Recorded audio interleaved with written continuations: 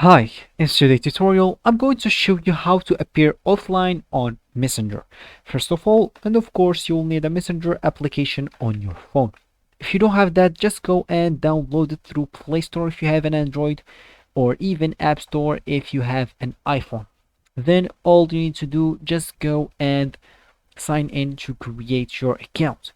If you do have an account, all you need to do, just ignore all of that, log into your account, and let's get straight to it. So first of all, just launch Messenger. Then all you need to do is just click in at your profile at the top left corner. So if you click on that,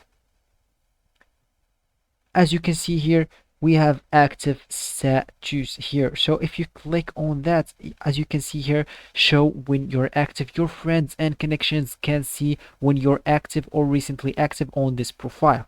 You can see this info about them too. To change this settings, just turn it off whenever you're using Messenger or Facebook and look active, and your active status will no longer be shown. So if you just shut down this option, as you can see here, you can maybe pause your active for maybe 1 hour or 8 hour or until something, or you can do a custom, or you can just do until I change it. So like that, nobody will be able to see that you are online or you are doing something until, and you'll not be able as well to see them what they are doing, because you don't want them to see, of course.